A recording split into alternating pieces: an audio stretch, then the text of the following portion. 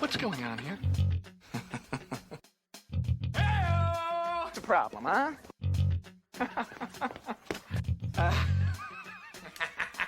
Whoa, whoa, whoa, whoa, whoa, whoa, whoa, whoa, whoa. What's going on? What's going on? What's going on? What's going on? What's going on? What's going on? Human Hit Factory is ready to roll! I think I need a splint or something. It's very big. Okay. Thanks for the visual. Confucius say easy does it, Skippy. You freeze!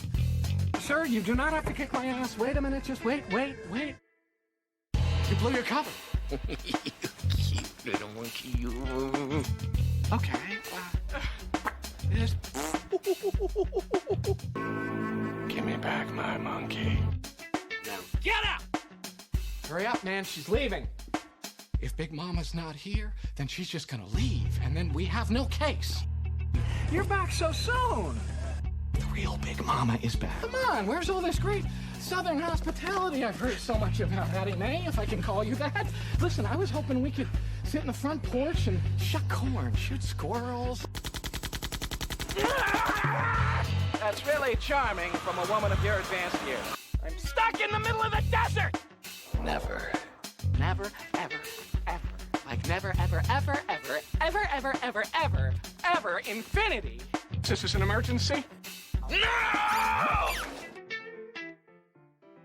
Hello, listening people. Hello. You're listening to Spin Polish Presents I was going to say Unappreciated Masterpieces, and then I was like, no, it's the Mystery Box, and then I'm like, no, it's Pictures Powwow. No, it's our Q&A and update. No, it's our 200th episode of content, people. I made a mistake too, so let's start again. You sure? You want to start all the way from the beginning? Hello, it's me, Ryan, and we're doing Big Fat Liar. No, I am one of the hosts of this podcast you're currently listening to, Ryan Swinsky. And I am host Bartek. Two people as one. No, host. not the Okay. quantity of two. I'm the second. Oh, I thought maybe you're like two two hosts. as in me, like me too. Two hosts. Two. You're one host, I'm two hosts. We are doing a show, Pictures Powwow, a show in which we cover a movie that has come highly recommended. But for this one, this is our 200th episode milestone of podcast episodes that we've released. This is our 200th, and this fell on a listening people's choice.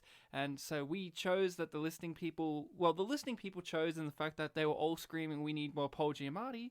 So we are doing, for this episode, we're going to be talking about the 2006 M. Night Shyamalan classic, Lady in the Water. Nailed it. Bartek, Yes. why we got Spin Polish again? For the 200th time? Tell us why. Continuity. Okay, cool. Are we joined by anyone for this episode? Is it Paul himself? Paul Giamatti, are you here? We are joined by someone for this episode, someone who's been in 2 of the 3 Paul Giamatti things we've done on the show. 2 out of 3 ain't bad. Yeah. 2 out of 3 ain't bad. Is it Paul himself? But Paul we've never- Giamatti. I don't think we've ever had a Paul on the show. Wow. You sure about that? Sure about that? Yeah. Ryan edited in the whole episode where we had a Paul as a guest. We are My joined... confirmation name is Paul. Maybe that counts. Okay, cool. And we were both Catholic. We're both Catholics in some variety, so we both worshipped at one point a John Paul. So Bartek, who was our guest? Our guest is Wet Wild Will. Wet Wild Will. Hello, listening people. Hello. How are you We are- doing? I'm surprised that we were joined by Will Smith for this episode. Big YouTube star Will Smith. I took his stole break all off. your subscribers, Ryan. No, that's Wild Wild They're West. mine Will. now. It's the Wiki Wild Wild West Will. No, you're Wet Wild Will. Wet Wild Will. I can be both. You're a big fan of the Gold Coast. Will's Wet and Wild Adventure, yeah. So I'd watch that. We are going to be getting in depth about Lady in the Water. So if you listening people haven't, depth, like in water. I got. Yeah. Don't worry, there's a lot here. Like water in the ocean. yeah. Scrunt, meaning who knows? What the fuck you just call me? Oh boy. You tartutic. So, listening people, if you have not had the chance to watch the film Lady in the Water, you can. It could be beneficial to help you understand what we're going to be talking about. You have the rest of your life. Yeah. If you don't watch it, don't be surprised if what we are saying sounds really odd and complicated, because It's M. Night Shyamalan, people. It's a complicated world of intrigue and twists and wonderment that we're getting into. So, Heavy lore. spoilers alert for a film that is nearly 14 years old. Bartek, what is your history with this feature film and the maker of it, M. Night Shyamalan? I haven't seen it until, for this show, so no history there. And M. Night Shyamalan, I haven't really seen much of his work, but I know of his legacy, Okay. his infamy. So, what ones have you seen, if any, of his films? I remember... You can say Stuart Little. If that counts, yeah, I've seen Stuart Little shitloads of times when I was a kid. Oh, man, me too. And I've never seen Stuart Little 2, but I've seen Stuart Little 3. I haven't seen 3, but I've seen 2. Oh, boy. And I remember one time I was at like a movie night with some friends, and there were Avatar fans like, "Oh, let's watch The Last Airbender. That'll be funny." We were like halfway through, and they turned it off. Because it was boring? Yeah, it was. So is that the only one you've seen? Half of Avatar The Last Airbender? Probably, yeah. You haven't seen Sixth Sense? I've told you about this. I have a DVD copy of it, but there's like a bump on it, so I can't watch past like a minute. What about Unbreakable? No, I haven't. Oh, man, we got to do Unbreakable. Now, Will. Yes. Okay. Will, what is your history with this film, Lady in the Water, and M. Night Shyamalan? My history with this film is pretty minimal. Like, I was aware of its existence, but I hadn't watched it. And then when you, the other week suggested, it's like, oh, we're doing Lady in the Water. And like, all I really knew about is like, isn't this the one that's really self-indulgent? And we'll get back to that. But I thought it's like, why is Ryan suggesting we do this M. Night film instead of The Happening? And I didn't understand it at first. But then as soon as you start, it's like, bam, Paul Giamatti. I'm like, well, that's a pretty good explanation. But by the time we got to the end, I understood it much more clearly why you picked this one. Yeah. My history of M. Night Shyamalan in general, I haven't seen any of the Unbreakable movies, but I have seen Sixth Sense. I've seen Signs. I saw Signs when it came out. I've seen The Village. I didn't. We'll get back to The Village. So I like Sixth Sense. I remember thinking Signs was okay, a bit silly at points, but I remember thinking it was good. But some people have told me over the years, like, William, that is a fucking stupid an opinion. How dare you say Signs is even remotely watchable? Aliens don't know how to open doors. But then recently, some people have come back to me and says, no, Signs was misunderstood. It was actually great. It was fantastic. Is that the one where they're afraid of water? I don't know. Yes. And they come to conquer a planet that's like covered in water. We'll get back to the doors and the water, and there's a lot of water. Well, thank you. M. Night is someone you're familiar with. Would you say, I'll ask this of you because Bartek can't really answer, would you say that you are a fan of his movies overall? Overall that's broad. That's too broad. In any way, shape, or form, then? I like The Sixth Sense. I haven't seen Signs since it came out. I remember thinking it was okay, if ridiculous at some points. It had Mel Gibson. So there you So go. my history with this film is I had not seen this film before doing it for the show. I have heard all about the film. It's the film that M. Night Shyamalan risked it all and lost it all, is kind of my understanding. This is the film in which the world finally had the strong opinion of we do not like M. Night Shyamalan and his movies no more. Because The Village kind of was divisive, and then this movie was very much like M. Night was like, oh no, you're toppling over that cliff's edge. I'll fucking push you. Lion King it. Long live the king of cinema, me! And where the audience being flung off. But instead of the original animated Lion King, it's the new one where he punches us with his lion paw. And we flail with realistic lion animation, and it's hilarious. And then Simba goes, no! And then Simba's mouth opens like a marionette doll. And it zooms out, and it's supposed to be dramatic. So with M. Night, his whole deal was like The Sixth Sense came out, everyone thought he was the next big thing, and then they compared him to the next Steven Spielberg. And then slowly his reputation just fell. Yeah, I would say so. Slow descent into ego madness. But my history with him as a filmmaker is I love Unbreakable. I think it's one of the best films of that decade. I think it's got probably Bruce Willis's best performance and also one of Samuel L. Jackson's best performances. I love that movie. The Sixth Sense is one I like too, but it's one of those ones where it's like you don't need to watch it that much. Like once you've kind of watched it a few times, it's kind of like, okay. It's an intricate puzzle piece, but once you've kind of examined all of it, you go, okay, I can step back. And Signs is a movie that I remembered enjoying. I haven't watched it in a while, but I remember that one had a little bit of a kind of like, a bit too sentimental. There were some questionable decisions in Signs. It wasn't even that. It's more like this mushy sentimentality that kind of crept in, and you could tell that's when he started believing that he was Steven Spielberg, because it was very Spielbergian in that way. While Unbreakable and Sixth Sense are really kind of cold, analytical, Kubrick-like movies. And then... Sorry, which one's Unbreakable? You said Samuel L. Jackson's in it? Yeah, that's the movie where Bruce Willis survives a train accident miraculously. Okay, and, no, I haven't seen that. Yeah. Sam Jackson comes in to kind of guide him through a journey. I won't say anymore. But, and then The Village. I hate The Village. I've seen it 2 times, and that's all I need to see of it. I find it really dull and boring and stupid. With great performances, and visually beautiful, but really dumb. Then I skip Lady in the Water. I've seen The Happening. I think it's hilarious. And I've seen Avatar Last Airbender, and I think it's boring. I don't have much hatred for it because it's just so boring. I remember on your birthday, someone suggested, like, oh, let's watch that. And we were all like, isn't that boring, though? It's boring. Yeah. And then Split. I haven't seen The Visit because I don't really like found footage. And then Split is alright, but then it tries to connect itself to Unbreakable. And then I haven't seen Glass, because people said it wasn't very good, and I love Unbreakable so much that I just don't need to see Glass because I know it'll tarnish it in some way for me, or at least I don't want to feel bad about a movie I like from nearly 20 years ago. It'd be broken. So my history with him is like, yeah, I've seen his movies, but here's the thing. I do not hate the man. A lot of people hate this guy. I don't hate him. I feel sorry for him, and I also feel relish in the fact that he got what he deserved. With this movie in particular, Lady in the Water, he deserves so much of what he got, because this is an ego vanity project to the highest nth degree.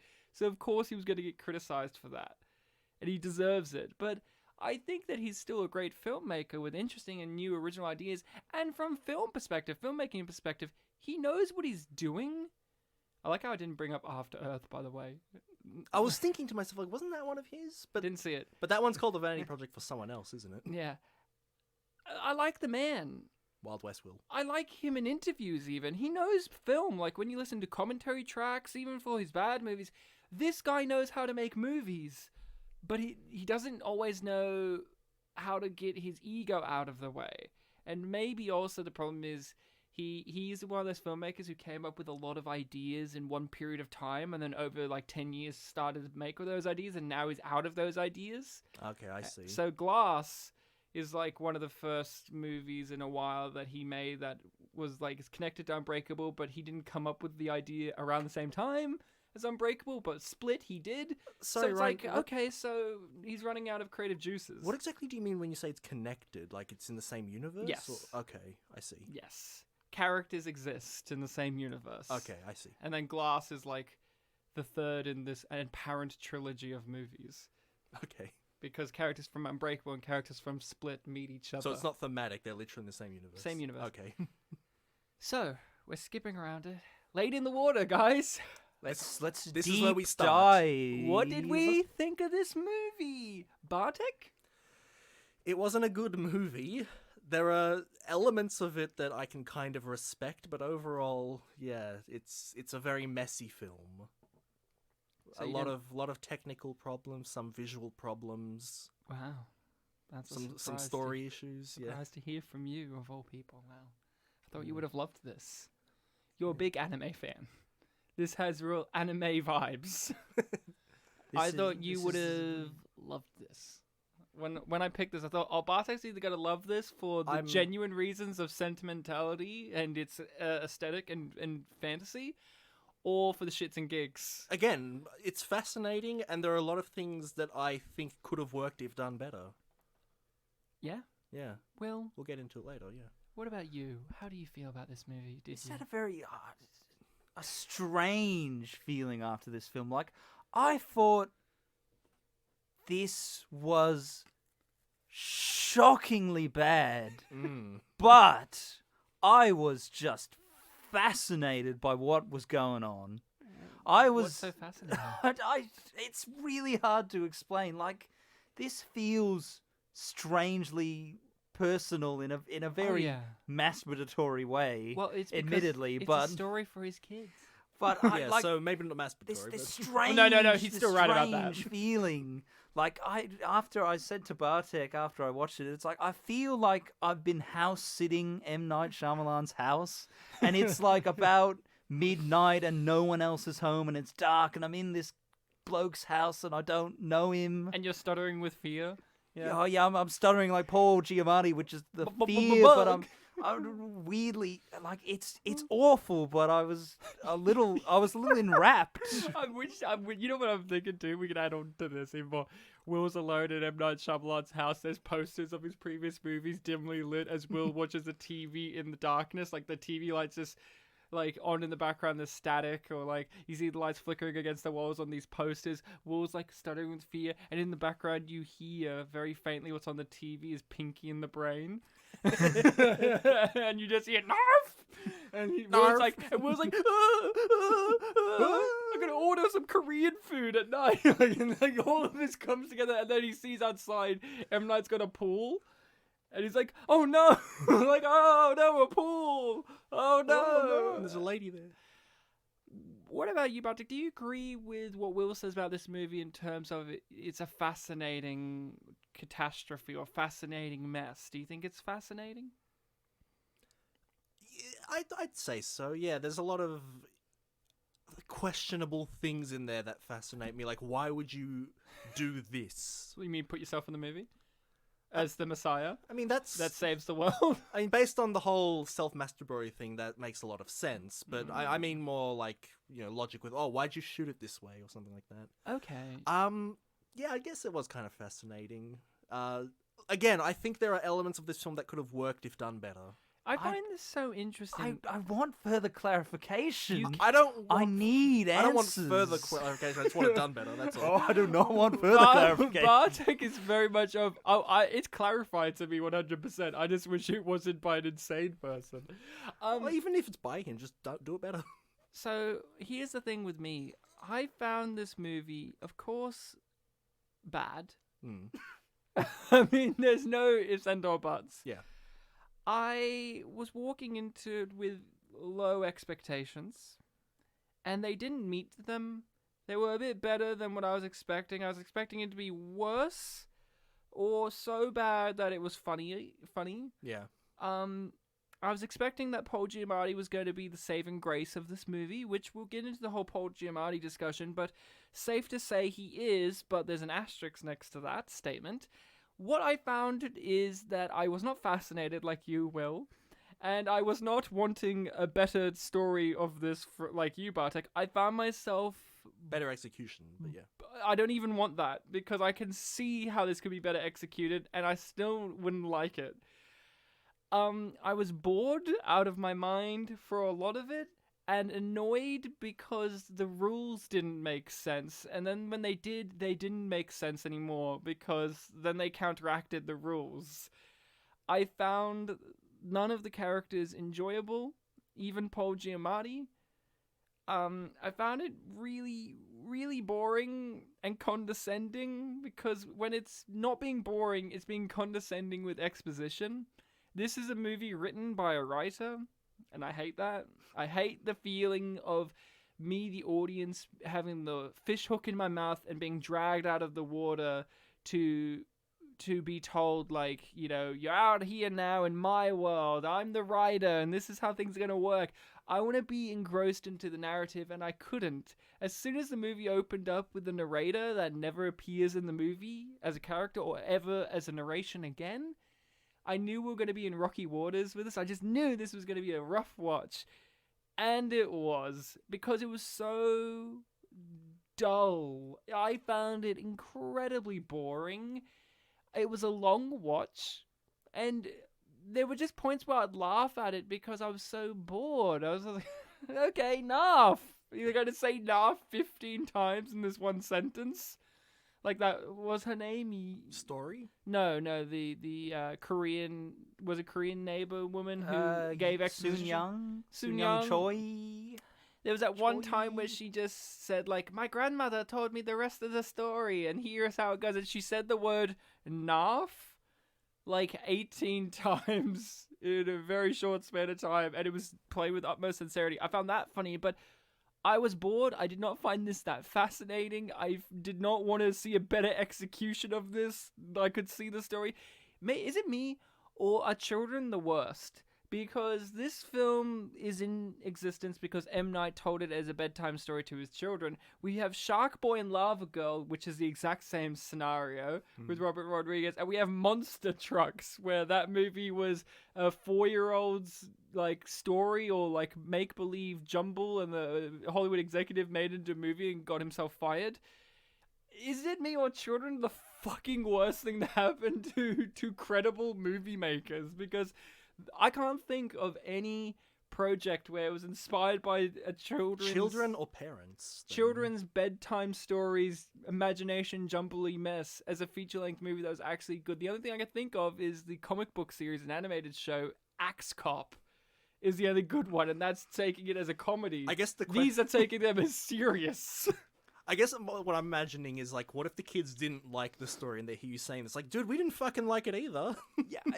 There were bits in this where I said, "Yo, M. Night, like, this is awfully sexual for your kids' bedtime story." Like the bit where it's like, "Hey, story, could you like put on any clothes in this movie?" Like, You're not Eve from Adam and Eve. she's a nymph. She's a nymph. I found this so boring and lifeless, and I didn't find it as technically incompetent as it seems like you did, Bartek. From a technical level, like, yeah, special effects aren't always that great, but they weren't so horrendous that they stood out any. There were just some effects that I go, There is, that's alright. there's a particular reverse shot, that I found incredibly jarring. Which was? It was in the first scene with the Asian mother. Yeah. So there's a shot where the frame shows the daughter on the right-hand side, just, arms crossed, looking at Paul Giamatti, who's at the camera's perspective. Is this when the daughter randomly has a red mohawk for no fucking reason, and then it leaves the movie and never there's a comes lot back? there's a lot to say about that daughter, but no. And next to her is her mother, who's got like arm on her Yeah. on her A hip, sassy pose. bit of a sassy pose. They say something, it cuts to Paul Giamatti, he asks a question, it cuts back, the daughter's in the exact same pose, the frame is the exact same, but the mother is suddenly missing. Oh, And right. that jarred me for like 5 whole this is when seconds. she went into the kitchen, right? And then the daughter, she's just standing there, 2 seconds later, she drags the mother back in the frame, and I thought, what the fuck was that? Oh, right. It took me out of the film completely. Alright. I thought, okay, interesting. I thought you were going to mention the random use of slow motion / dropped frames when the Scrunt's That's the head second- smashes that's the through, second and one. And I don't know what the hell that was. And it was like halfway into the frame. Yeah, and it was like not even slow motion, like dropped animation frames. Yeah, like I don't know yeah. what happened there. Could you imagine if Endgame did that? Like Thanos is like, "I'm here," and he's like glitching like a 1995 video game. Yep. And to be fair, those are the two major examples when I talk about technical. but, Guys, yeah. can I get clarification here? Because the version I watched when the Scrunt's Yeah. face smashes through the door of Yeah. the window, it's like that was sort of in slow motion, and then in my copy it was horrifically blurred. No, that was the is- copy. it is like That's the that, movie. it is That's like that, They okay. blurred it because they're trying to 'Cause hide it's a the shitty special puppet, effects. I think, yeah? No, the effects. Sorry, is it CGI or It's a a puppet in the scene? CGI. 'Cause it's It's so a CGI thing. It's so blurred. It was so They're blurred in the blurring bit it I to watched. try and mask how bad it looks. But it was so blurred. That's I could... why most of the I couldn't Scrunt's tell. appearances, if all of them appear at night, like that's all, and in the rain, like night and in the rain And in the is grass. why you can hide special effects. Hence, Pacific Rim was always set at night in the rain. To be fair, they were hiding it half out of the frame, but Yeah, but this movie, man, it was a movie. At least it had a 3-act True. structure. It had a character arc for Paul Giamatti. I think why I found this so boring too is there's the possibility of this being quirky, Wes Anderson type fun, where you're in this very beautiful location. I liked the apartment complex. I thought did it was too. cool. It was very expensive, so I hope you like it. I told You Will about better it. fucking like it. They spent a lot of money. I like the idea of these They quirky... didn't get it back. These quirky characters being more than they seem or having a bigger purpose. Like, hey, I work out with one arm and I'm going to be the guardian at the end. Like, that's so stupid. Like, if the tone was less self-aggrandizing and serious and soapy and sentimental, it could have been really funny. Yeah. Like, if this was a Wes Anderson movie, people would love this. But what really dragged it down for me is how serious it takes itself, and that is emblematic in Bryce Dallas Howard's performance as Story. I could not understand 80% of her lines because she whispered them to the point in which all I could hear were those lip smacks. Am I wrong? Dude, that was going to be the next thing I bring up. The High sound, five. the You sound go. in this film. You go. I didn't even think it was a sound. I think it was just how actors were, at least for me, how actors were told how to speak. That's exactly what I mean by sound.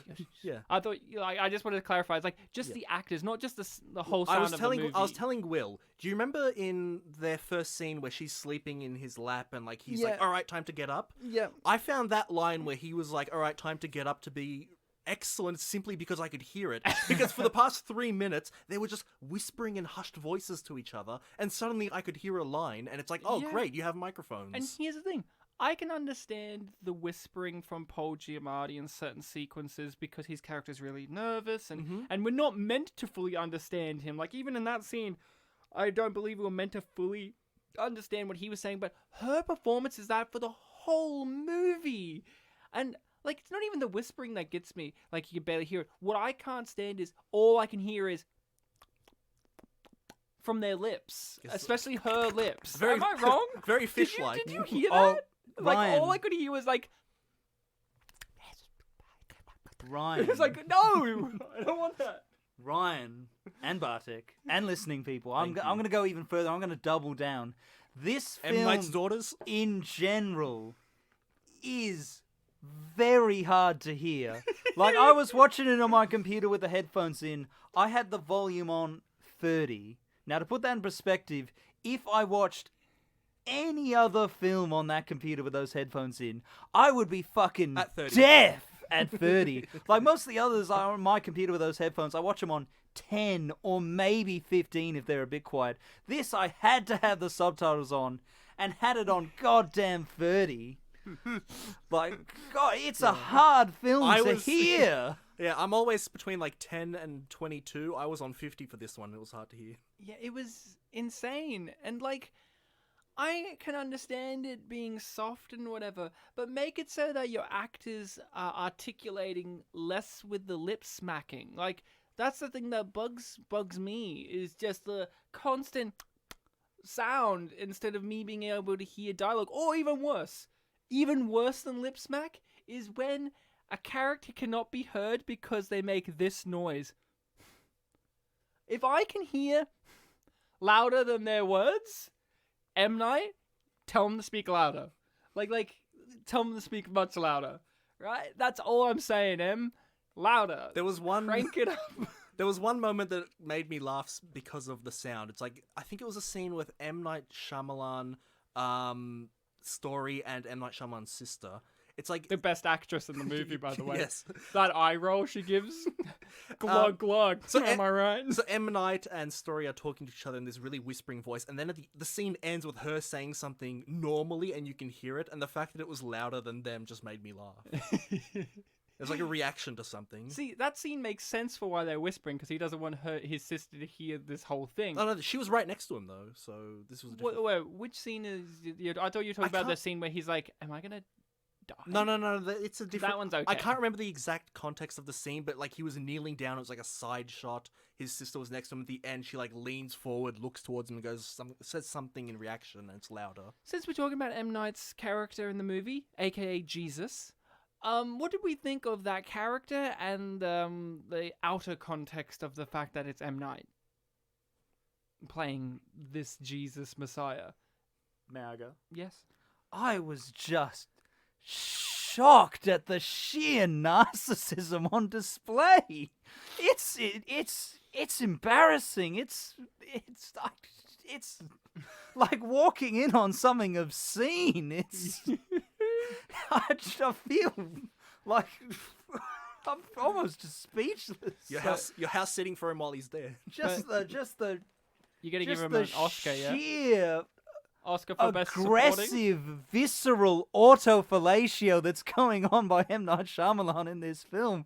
It's shocking. He's cast himself as this genius martyr who's going to sacrifice himself to change the world in a very vague and With the undefined cookbook. way with the cookbook.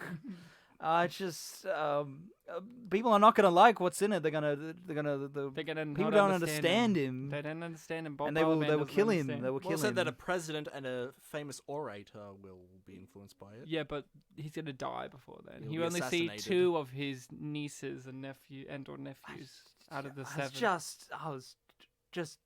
I could barely even articulate my thoughts. I was shocked. You got I'm more just Jimmy Stewart as he went along there. just- Clarence, I'm shocked. Falling to bits trying to rational. I'm like, I almost thought it's like, is there going to be some sort of twist to subvert what seems to be going on? Like it's his Or- sister, but then that made him into. Here's the thing I would just say. go guys. I can't anymore. I was shocked too by the level of narcissism. I've never seen it that high in at least some time. I mean, it's been a little while. I will say this. This is a divisive opinion, I guess, but I didn't think his performance was that bad. I thought it was going to be worse, especially with his performances in cameo roles in his other movies. Like, his performance in Signs is fucking terrible.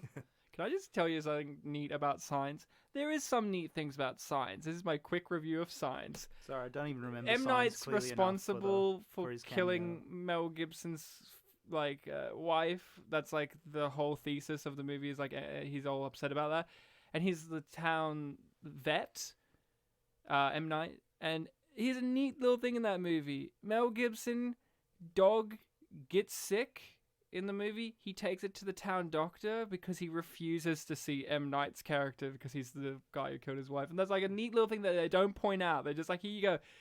His performance in that is terrible. And this, I don't know. I didn't think it was that bad. I think it's just the fact that he is M. Night Shyamalan in this movie.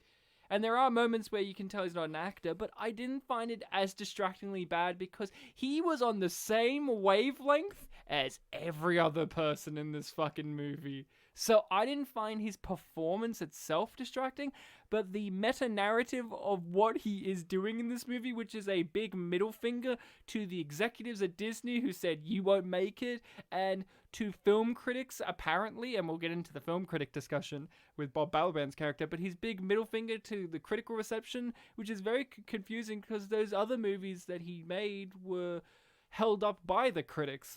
So, I don't know, but I found his performance fine. I didn't find it hilariously bad as it is in other movies. So that's my opinion. What about you, Bartek? To be honest, kind of unremarkable. Like, yeah, it's funny that the director is playing this, messianic figure, but I didn't really make a big deal out of it. Yeah, he It's was just a thing. What did you think of his performance? Again, it was just, a serene, serious kind of delivery after he discovers that he's the writer. Yeah. I thought his performance was just a little bit dull, but Did you I meet don't, any other actor in this movie? His sister will. so it was consistent, I guess. So Did you it's a meet good Jeffrey point. Wright's character, But, I mean, the I guy who was- was considered the symbolist? I'm not sure if I can even objectively assess his performance because I was too busy just In like shock. just reeling and just like my head's gagging, lolling around, my Like, tongue's lolling correct- around, my eyes are rolling back Do in you my need head. a young I'm just Bryce in Dallas awe Howard of what he's doing. to pull you out of that pool that you was drowning in? I'm drowning here. I was drowning in the. Correct me if I'm wrong. Didn't he Is have he more? Is he doing this? Didn't he have more of a character before he met? Yeah, that's the Sorry? point. Like, Yeah. he was this self-centered, kind of nervy, arrogant so-and-so who's Ananafi. always making jabs and a bit cynical. Then he meets her and he gets the tingles. Yeah. It's like how Paul was a different character before he met her, too. Mm. She literally changes your character. That's her job. That's the So she's a story. writer. She's a story. I'm a writer. Oh, she's not the writer, she's the story, yes. Can we talk about any positive things in this movie before? Because it's going to descend into just like this insane thing and this insane thing. But what were the positive aspects of this movie in terms of just, narrative, character, basics? Well, you've already mentioned the location. I also really like the location. I think a hotel, or not a hotel, but an apartment complex is a really good setting for a story, especially one that is only set at one location. And is all a set. Yeah. And Just like The Shining. Yeah, you can do a lot with that. You can have a bunch of different characters that maybe don't all get along together in one place without it, being weird. It's a good place to set like mystery stories. There's a lot of good things you can do with it, and I'm glad that at the very least the film had that going for it. That face says there's nothing else. There's nothing else, is there? It's ambitious. There was thought put into it. Again, execution. So was the notwithstanding. Holocaust, but like Mm. that was ambitious too. Whoa, Ryan! I thought we were gonna go positives. I already compared it to Nazi Germany Holocaust. Oh, I listed one. What do you got? I have a few, but I really wanted because you guys seem a lot like a little bit more like impassioned. I'll than say- I was just kind of like, I'll say It's this, I fine. wasn't dreadfully bored or anything. I didn't like it. I thought there were dull bits, but there were at least a couple of things that stopped me from see, being I bored. can tell this got under your skin in some way because last night we were talking on Facebook, and Bartek's usually pretty tight-lipped before that, but he just came out and was like, what the hell are these things? And just like asked questions like, what am I supposed to get from this? What is that? I was just and I was a- just like, whoa, Bartek, this must have got to you. I was just basically asking, like, what are the terms in this one? 'Cause this film has its own little glossary of terms. Will, good things, positive things. What do you Positive got? things. Well, I can't comment on the set and the ambition because those have already been covered. I like the idea of it being a sort of vague fantasy thing going on in a very mundane urban setting. Mm. Bit of an urban fantasy thing going on. And I can it be a positive thing with an asterisk? Sure. I appreciate how sincere it was, even if admittedly it's sincere in a it's a little Egotistical way. sappy and just a no egotistical's a bit understated. This is just a rampant narcissism thing, and I don't want it to come across like I'm ripping into M. Night Shyamalan. I'm rooting for the man. Like what you call it, Root but for in that this millionaire, in yeah. this film, it's he's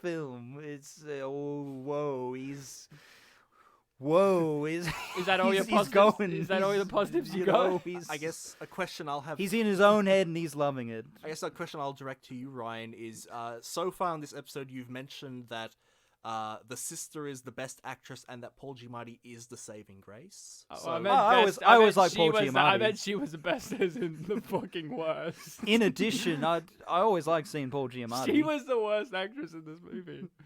Okay, my And positives. there was one scene I like where he's going to get the key, get the magic mud to cure the poison. You mean the He's- scene where he held his breath for like 8 yeah, minutes? he's doing the Olympics Oh, right, yeah. swimmer thing, and The he's Poseidon get the little Adventure, yeah. straw in the little pocket of air. Yeah, that was cute. I enjoyed it. That was cute. Okay, Always enjoy seeing Paul Giamatti naked. That's always my shirtless, kind of thing. yeah, and wet, yeah. No, I'm pretty sure he was fully nude. I was checking pretty thoroughly, Ryan. You're having Mike's. You're gonna have to Ryan. replay the footage You- there. Okay. Here's my positives for this movie. I liked the music. I thought James Newton Howard did a really good score. It really elevated scenes that were not at all interesting. I liked the cinematography for the most part. Like in nighttime scenes, I at least could see what was on the screen. That's a good point, yeah. It had a really nice look to it that helped amplify the look of the apartment that we're getting into. I think that I did enjoy on a minute level, if it wasn't so pretentious and up its arse and serious, I did like some of the nuanced random character trait arc things, and it sounds wanky when I say this, but I did somewhat, with an huge asterisk because it's still wanky, the fact that in the end, Paul Giamatti's character, who was a former doctor, is the healer, because it's a nice payoff, and it's a nice like, oh yeah, that makes sense. And also the fact that when he heals her, he's healing himself, and that kind of thing's neat. But it's still too late, too little, and it's still pretentious. Like, you know what I'm saying? Like, Yeah. did you notice that? Like, Paul Giamatti's character was a doctor, and then in the end, he's the healer. Oh, neat. Like, yeah, I can I see like it. his little arc. I like the arc in theory that he goes on, but a lot of it is really dumb. But I liked the look of the creatures. I thought the Scrunts looked alright. I thought the Tartutics looked alright. I thought the Great Eatlon looked alright. Like, I thought the designs and all that. And like I said, I didn't think the special effects were that terrible. There was one or two moments where they were like, oh, okay, like the slowdown scene is the worst. But, like, okay, like, they're fine. They're unique designs. And I like Paul Giamatti, the man, but and I like him as an actor, and he is the saving grace of this movie, like you asked, like he is, but it's because he's the only character that we get a lot of time with, and through that virtue alone, he's the one I like the most because I understand him the most. I don't know whose story is. There comes a point where she's like, the other Narfs make fun of me because I'm clumsy. And I just said to myself out loud, how am I supposed to know that? Because at no point in this movie has she demonstrated any clumsy behavior. Do you know what I'm saying? Like, A lot of times she's wouldn't- just sitting in the shower. Wouldn't it have been neat if maybe when Paul Giamatti woke up, she tried to get him something and she like knocked over a bunch of stuff, and he, being like Paul Giamatti, very controlling, like he's always on top of things, he's like, no, don't touch that, and he's a bit overbearing. Like, you have a dynamic there. She's a bit of a clumsy, childlike, whimsy nymph character, and he's like a stern, serious, like Neurotic OCD. neurotic OCD guy. But instead they decide, no, they're going to get on straight from the beginning, and they're going to be perfectly on each other's wavelength, and she's not going to move. And she's not going to move much. And she's going to get blonder and paler throughout the movie until it looks like she's dying from like the fucking plague or something. Yeah, the last scene. Yeah. I like Paul Giamatti. Let's get into the Paul discussion. What did we Okay. think of Paul Giamatti? Bartek? For a guy whose voice we always think of being the kind of kind of thing, It's me, Paul Giamatti. this film was very much the antithesis to that identity. Bug. That's the one I think of the most. Bug.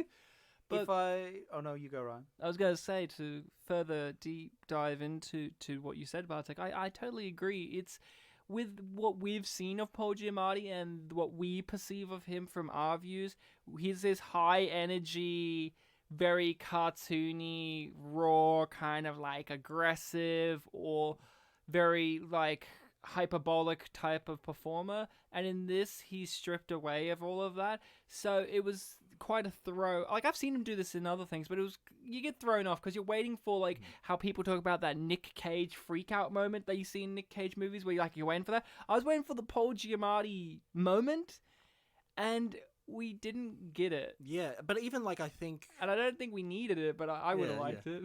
but even with like I think of like Thunderpants and like two other things, like I don't know, his minor role in the Truman Show. Like even when he's playing this more meek or Subdued. calmer guy, you can still kind of hear that kind of thing in his voice. In this one, though, you didn't really hear that even. Is it because you were stuttering and whispering a lot? Stuttering, low voice, yeah. Which is good. Like, what we're Yeah. saying is, this is a side that we're not as familiar with, and it was unique and different. But did you like his character and the performance overall? Oh, I could say I did, yeah. Yeah? Yeah. I'm not passionate about it. Would you say but- it's a saving grace in the movie, like most people do? Like, the one thing I knew about this movie was it's bad, but Paul Giamatti's good in it. Do you believe that standpoint? If I had to pick a best actor in the film, I think I'd go with him because he's very consistent. He has a character. He has, like you said, an arc. So, yeah, I guess by a process of elimination thing. Thanks, Sherlock. I love I ask you a simple question. You're like, let me deduce this with my colleague Watson over here through deduction of elimination. The answer's yes. Like, I thought, yeah, like, he's consistent. But, like, is it because we say this because he's the only character that we spend time with? That he is, by in a way, the best performance in the movie? Do you think it's an accurate way to look at it? That since we spend time with him a lot, that means he is the best performer in this movie? Because I think about it and I go, yes, he is, but also I thought Bob Balaban was equally as good, but he had short amount of time as the snooty film critic. Yeah, I was going to say him too. But we get less time with him, and of course M. Night has an agenda with that character, which I know is humorous, but it's supposed to be funny, but like, come on. I like that character, and I think he did it, just fine. But again, it's one note. Paul's doing 1 to 2 notes, which is Like you said, 2 notes. So Will, you're a big Paul fan. I am. I'm the fucking head of the Paul Giamatti fan club. It's just me. you're but, part of the know. Giamattis. And as many of you the listening people want to join, hit us up. It's like, it was a good performance, I guess. There's a little trepidation there. It's like, did you like Cleveland Heap? see, the thing about his name, It means Cleveland, cliffside. it means cliffside. That's what she says. What, yeah. what does Narf mean? Because there was a real. Well- No. We'll get to that. Well, Narf means Well, this was produced by Warner Brothers, right? Yeah. And they made Pinky and the Brain, so...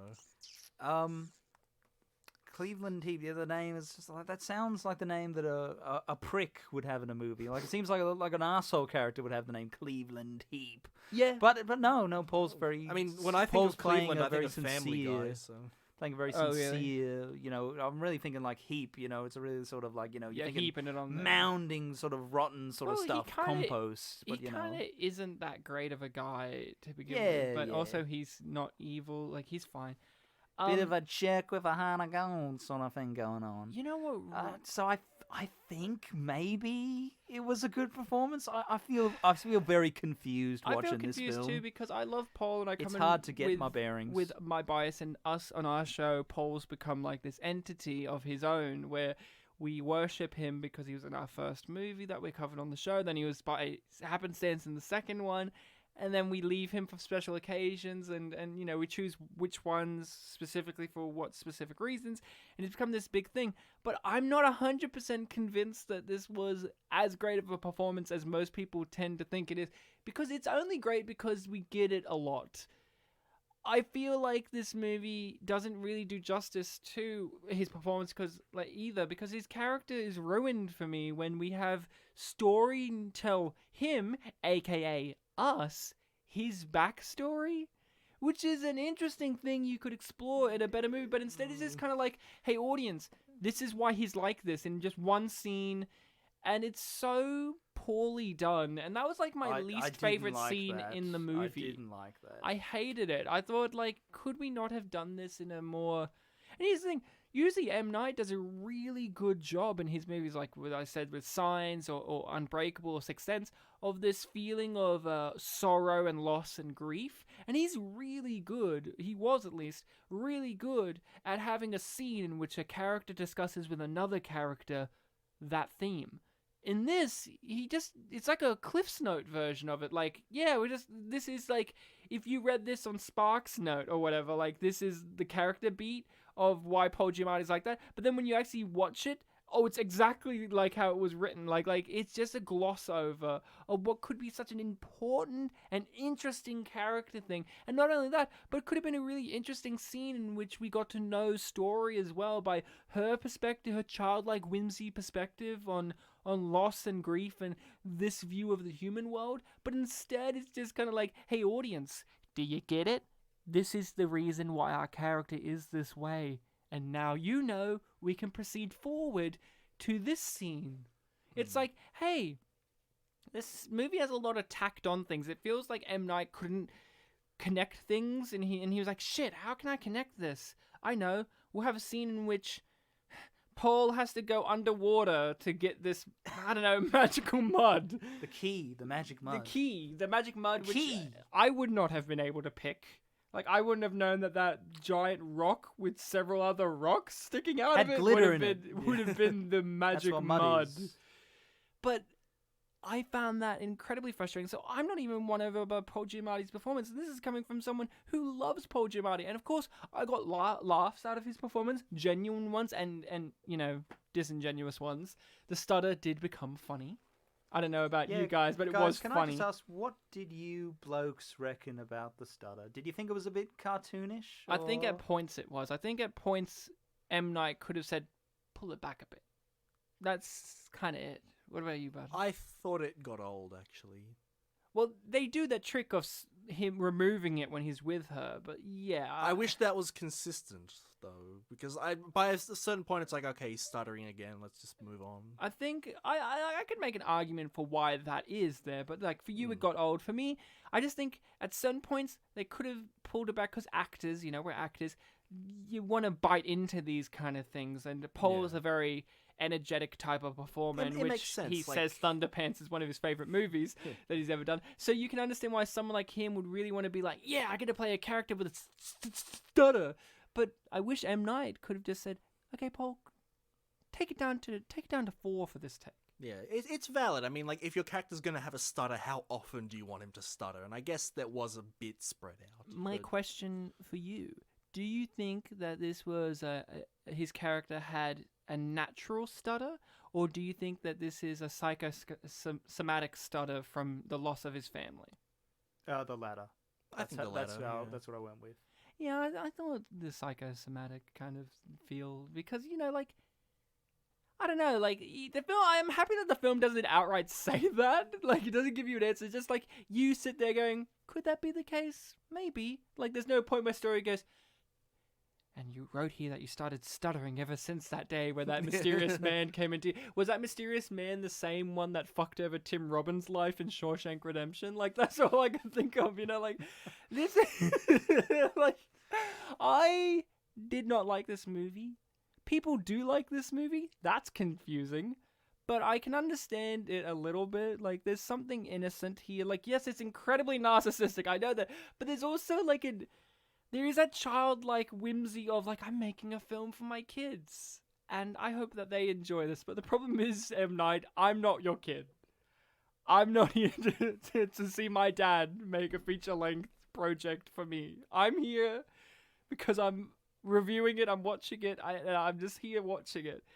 Now, we talked about the critic character, Bob Balaban. We liked his performance, it seemed. He was comedic character. Mm-hmm.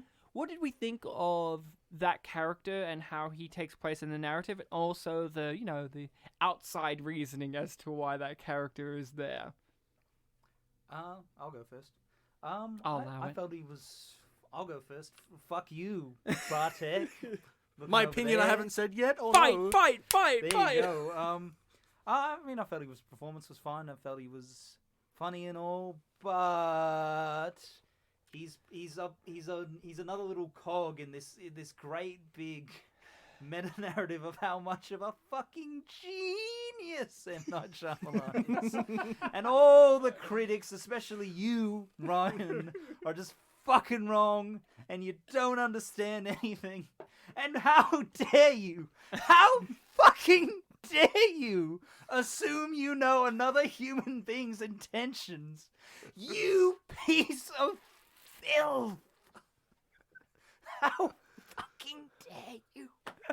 But I felt the character was fine. It's just I didn't need him to be contributing to the smarminess of it all. Before we delve further into that rant, did you understand and or appreciate the fact that M. Night was trying to make this whole character a comedic takedown, not just like a honest takedown, but there was a level of him saying, like, him obviously making this like a comedic jab at the critics, like, yeah.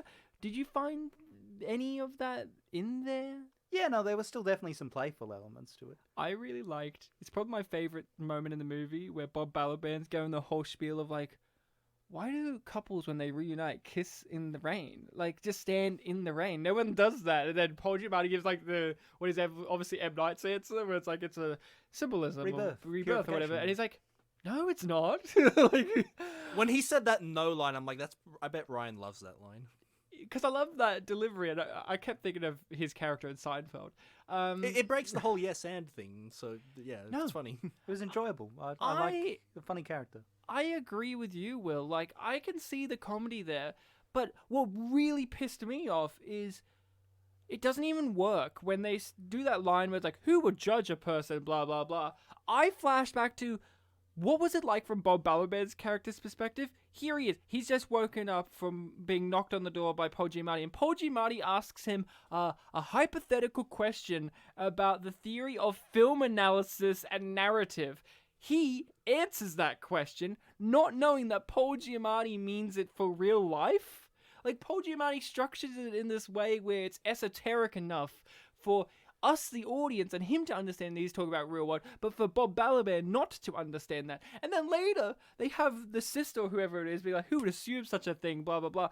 And it's the film saying, yeah, how fucking rude of that character to answer Paul Giamatti's question like that. And all I could say, kept saying was, no. See, that's the biggest thing. I hate when a movie does a character betrayal like that. Like, it's a character assassination. Like, we already understood that this character was an asshole, but maybe you could have done that better. Maybe that could have been better explored. Maybe if you made it more overt like that. But in the end, all it is not just a fuck you to critics, which is fine. Like, that's petty and whatever you're doing in comedy. What I really hated was, yes, that character's an antagonistic character, but it was a fuck you to that character that I do not believe was justified. It was not warranted. It wasn't as funny as you think it is, and it was just a betrayal, and I felt really annoyed because it was disingenuous. It was disingenuous. I liked that character for the comedic purposes of what he was, and I feel like that moment, I just disengaged from anything from the movie at that point on. I was already losing it, but it was like, I just can't trust this, and like, his death scene is hilarious for a multitude of reasons, some genuine, some not. But all I kept saying was, this is the film condemning a character because Paul Giamatti asked him a hypothetical question and he didn't know it was hypothetical. That's the thing I'm pissed off about. It's not that great of a sin. It's like, not a... If Bartek came up to me and asked me similar things, and I went like, oh yeah, well, I've watched a lot of movies, Bartek, here's what happens, blah, blah, blah. And then Bartek did that in real life, and he got injured or something, then I'm not going to get taken to fucking court for that. Like, you know what I'm saying? Like, that, I fucking hated it. And Ryan, you said if there's no place like... You said that if I say there's no place like home, I would have gotten beaten up. I got beaten up. And the fact is, too, we meet Bob Balaban at the beginning. Like, he's our point of view-ish character from the beginning. Like, he's getting introduced to the thing. And then they don't do anything with him. And then they just do that. That's it. It's a very introductory sequence. It almost implies that these guys are going to be, you know, as close-knit as, say, the two guys from Reanimator. I also really like the little touch of he isn't even writing anymore, and it's kind of like this disgrace kind of thing that he's brought out to this location to do his work. Like, it seems like he is a hack anyway, and the way he understands movies and prejudges them, we already got it. You nailed it with that. But then he had to lay it on even thicker and thicker and thicker until it broke the film's back for me. Like, that's the thing that broke it for me. I was just like, yes, you could have your wanky narfs and smoosh and boom bongs and whatever, and you can put yourself in the movie and make yourself the Jesus figure, and then you can have Paul Giamatti like have a weird sexual tension relationship with a girl that looks like she's 11 years old. For some reason, all those things are fine. But once you start doing character assassinations for no reason other than to say fuck you to the critics that didn't like The Village, the one movie that critics were a bit sniffier on, you lose me. I'm lost. I'm just like, I can't be bothered with you anymore. And that's when the movie I just went, no more. I watched it, but I watched it at that point purely for the sake of, I've just got to get through it now. Usually with movies I don't like, I would still have that thing of, well, I'm curious to see how this wraps up, or like, you know, something rather. At that point, I just was like, you know what? I'm just watching this to see the duration of it end now. That's all I had. Like, it really drained me of any slight comedic enthusiasm, because also he's the comedy character, and once he leaves, there's no more comedy in the movie. Oh, they think there is, but there isn't. Yeah, I mostly agree. I thought he was probably the funniest character in the film just because he's playing it so serious. Like this kind of dull seriousness. I like that awkward conversation he had with one of those guys from that apartment where they smoke their cigarettes, and he's just like introducing himself, and it's like really weird. I don't know why I thought that was hilarious. Let's get into the mythology. Mm-hmm. Bartek, like I mentioned before, was confused. He needed some clarification. He needed to follow a glossary. No, I'm the one that didn't need clarification. Oh, I thought you were like, what were these things? It's because because of the whole issue of me not being able to hear everything. There were some terms that when I looked it up afterwards, I'm like, oh, I didn't even hear these terms. Oh, okay. So like you, I knew of the things that they described, but I didn't know that. Like when I was reading about Tartutic, I'm like, when was that ever said? I knew of the creature, but I didn't know the term. This movie falls into magical realism and/or fantasy. I kind of mentioned before that Bartek, I thought you might like it because it has some anime vibes. Because obviously this gets a lot of influence from kind of Asian mythology, from my understanding, like some minor influences. Like I know this is a lot of he made it up, but like he has obviously Asian characters coming in and explaining that this is this and this. I know that, but I thought like. Bartek, you're a bit more into Asian storytelling and cultural stuff and that more than myself. So I thought maybe you could get. Did I pick an Asian film for next week? I don't know. But you in your spare time you watch a lot of that kind of stuff. So and you like Bollywood movies and you like this, and that and that and that. So I thought maybe you would like the mythology stuff behind this more than anyone here. That falls under what I was saying earlier about I appreciated its ambition because it did have, this whole thing thought out. It did have all these terms, but the presentation just made it very, I guess, tricky to follow. But at the same time, you kind of just get what's going on by watching the film because some of the key things they keep repeating. Like they have a term for the eagle, but they just call it the eagle throughout the whole film. And then they call it the Great Eatlon at the end, and you're like, oh yeah, that's his name, right? And they said it once before. That's another one that I didn't remember hearing in the film until I read about it afterwards. Are you a big fan of this, like of fantasy in general as a genre? Yeah, I think we've talked about this before. I am more into fantasy than like sci-fi and stuff like that. Oh, I'm the other way around. I like sci-fi. I'm not really big into fantasy. So this mythology thing didn't work for me either. Like it was, again, the movie didn't follow its rules that it set up. There was this point where I realized, wait. How many scrunts are there? And then I realized, oh, there's just one? I thought there were more than one. I thought it was like, all the scrunts will attack, but then it was like... I think it's a species, but in the film there's only one as the antagonist. I couldn't remember if the first time she got attacked, it was implied that there was more than one, and then when she got attacked the second time, it was just the one who was rebelling against the sacred nature laws. And it's like, for this one night, you don't do that for some reason, but then, like, it doesn't... The monkeys don't allow it. The monkeys don't allow it for that one night, except they do. And then... The other nights that the movie takes place on, they're still treating it like it's that same kind of atmosphere of like, that scrunt's breaking all the rules. And you're like, but the night's over. So no, it's not? It's fair game again? Like, you know what I'm saying? Like, there was that moment where I was like, why is it now? Like, they're like, that's impossible. Scrunts aren't allowed to break the natural laws. And I'm like, why? Aren't they just animals? How sentient are the scrunts? Like, how... aware are they? Like, it treats it like they're both just a wild animal and also someone who can understand the idea of law and justice. Like it was there for when the Tartutics wrote the First Amendment for their blue world, and they're like, yes, I agree. I'm a scrunt. I totally am down for law. I think law doesn't always just mean like, courts and... No, I know, like, I know that, rules but the of way nature. they describe it, where it's like, it feels like, yes, they of course abide by the order of justice and all this. Is like, the justice stuff, that's leading a lot more to like court-like things. Well, their justice is Judge Dredd type justice, where they're the Judge Dredd executioner. I don't know if this might just be me just losing my marbles here, guys. Like, You've this might lost be them just years me ago. just gone. You're just gone. But it's like, I thought that scrunt was completely sapient. I thought that was a human level intellect right there. Oh, you did? I don't know if I'm just a fucking lunatic or No, a you're fucking probably right. idiot, But I was like never under the impression. So, oh no, that's not a wild animal. They might not use technology or have opposable thumbs, but I'm like, that's clearly Did you a think sapient it was? animal. Do you think it was still like a really smart, sentient, humanoid like level of intelligence when it smashed its head through the glass door? I'm like, Yes, because M. Night Shyamalan has already established that intelligent intergalactic species have trouble with doors. That's true. He did do that with science. So it's consistent. I got really annoyed when at the end when it's, It's trying like one to. of the only things that's fucking I got consistent. annoyed when after it killed the critic, it tried to get out the door that has like a big glass panel, but it spends like 5-10 minutes on just the handle, the lock, and I'm like, we already know you can smash through glass. Like, I don't know what you're.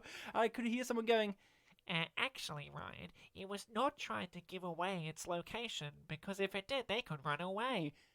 then why, when it left the door, it roared and then slowly ran towards them anyway? Answer me that, M. Night fans. One thing, I think this is like one of the biggest problems with the film. There is a lot of this mythology to keep track of. There are a lot of little twee terms you've got to remember. And I feel like we were getting new rules introduced Every second. like almost like consist throughout the entire runtime of the film, basically up to the end.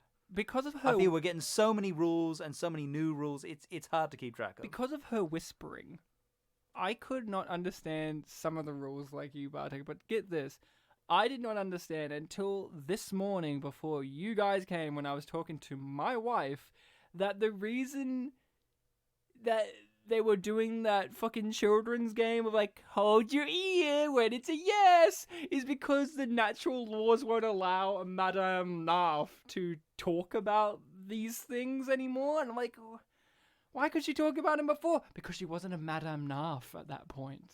But now that she's a Madame Narf, she's not allowed to talk about it. And I'm like, when did she become that? When she got the key. Oh, like I didn't know that, but apparently it's there. I just couldn't hear it under. And I'm Bryce Dallas Howard. That's just. I'm the daughter of Ron Howard. My career is because I'm a daughter of a family of Hollywood people. I guess on the topic of including new rules, like we do learn that the 4 people they need are the healer, the symbolist, the guild, and the guardian. Yes. And yeah, that's 4. It's not 3, but it's a fairly round number. But then really late in, they introduce 2 more, which are the man whose opinion is greatly respected and the man with no secrets. Yeah. There's another one felt too. The Seven Sisters. Oh, well, they're the guild. They're the true guild. Oh, behind sorry, they're the guild. Yeah. Sorry.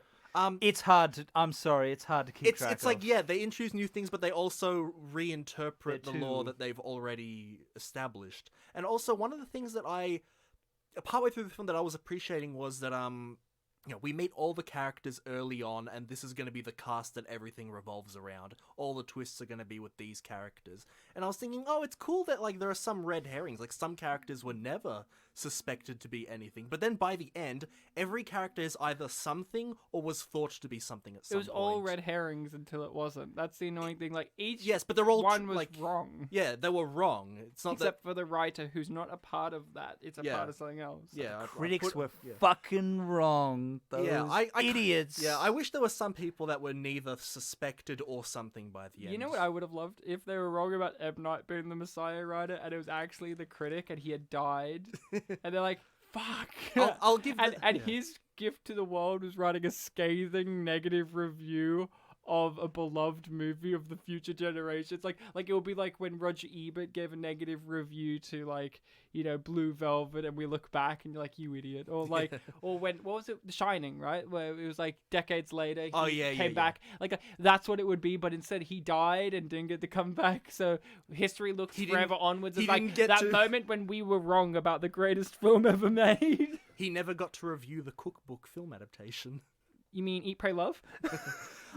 Yeah, when I was giving that opinion to Will, he did mention, like, what about the critic? And I thought, oh, yeah. But then I remembered, and relating to the betrayal scene you were saying, Ryan, at first I was getting a bit worried with that because yes, not only were they betraying his character there, I thought that they were giving him this like antichrist role was the meant to- Judas type of role. Yeah, or like something, this was actually meant to be part of the mythology, and I'm like, oh, come on, don't do that. But then they didn't. Didn't do that, But it yeah. sounded like they did.